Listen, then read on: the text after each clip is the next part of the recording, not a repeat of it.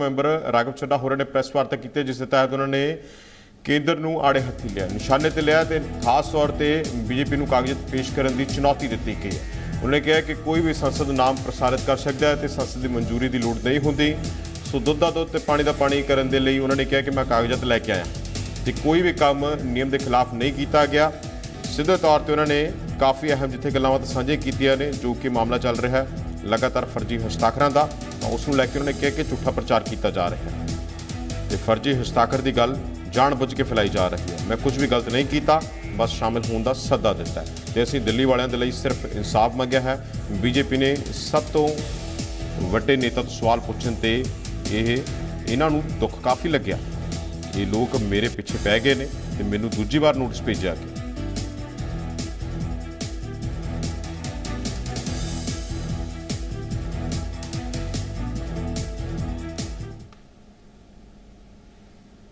BJP के नेताओं को चुनौती देता हूं कि वो कागज लेकर आए मेरे सामने, show me that piece of paper जिसपे ये दस्तखत है।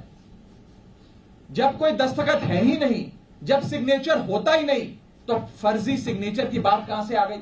मैं चुनौती देता हूं आज बीजेपी को, जैसे राहुल गांधी जी की मेंबरशिप छीन ली, हमारे दो सांसद संजय सिंह जी, सुशील कुमार, रिंकू जी दोनों को सस्पेंड कर दिया, लीडर ऑफ ऑपोजिशन का माइक ऑफ किया जाता है। अगर कोई विपक्ष का साथी खड़े होकर अपनी बात रखता है तो सदन के अंदर खड़े मंत्री उन्हें धमकी देते हैं कि तुम्हारे घर इन्फोर्समेंट डायरेक्टरेट आ जाएगी, सीबीआई आ जाएगी, बैठ जाओ चुप करके। इस प्रकार से एक अघोषित आपातकाल लगाने का प्रयास बीजेपी इस देश में कर रही है। रूल की किताब में कहीं नहीं लिखा कि सिलेक्ट कमिटी में किसी भी शख्स का, मेंबर का नाम देने के लिए आपको उस प्रस्तावित प्रपोज्ड मेंबर की रिटन कंसेंट या सिग्नेचर चाहिए। लेकिन एक झूठा प्रचार फैलाया गया कि फर्जीवाड़ा हो गया साइन का।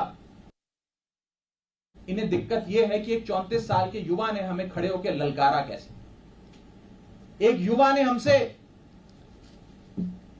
मजबूती से सवाल कैसे पूछे और कैसे इस सुपारी जितनी पार्टी, जैसा कि गृह मंत्री जी कहते हैं, इस सुपारी जितनी पार्टी के एक युवा सांसद ने दुनिया की सबसे बड़ी पार्टी के सबसे बड़े नेताओं से, देश के सबसे बड़े सदन में खड़े होकर सवाल कैसे पूछे। इन्हें दर्द इस बात का है। ਤੇ ਅੱਗੇ ਬਾਅਦ ਇਸ ਪੂਰੇ ਮਾਮਲੇ ਤੇ ਭਾਰਤੀ ਜਨਤਾ ਪਾਰਟੀ ਦੇ ਸੀਨੀਅਰ ਆਗੂ ਮਨਜਿੰਦਰ ਸਿੰਘ ਸਿਰਸਾ ਨੇ ਵੀ ਬਿਆਨ ਦਿੱਤਾ ਕਿ ਕੁਝ ਕਹਿ ਸੁਣ ਲੈਂਦੇ ਹਾਂ।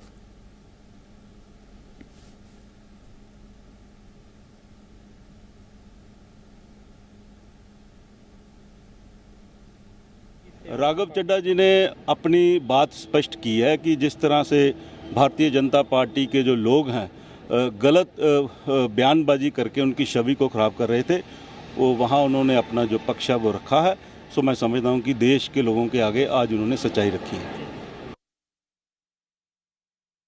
इतने दिनों की देश के लोगों की डिमांड के बाद आज प्रधानमंत्री साहब बोलने जा रहे हैं, तो मैं समझता हूँ कि इतना समय ख़राब करने की ज़रूरत नहीं थी, क्योंकि प्रधानमंत्री साहब लगातार संसद में आते थे और उनके ऑफिस से सदन का ज़्यादा से ज़्यादा 1 मिनट का फासला है।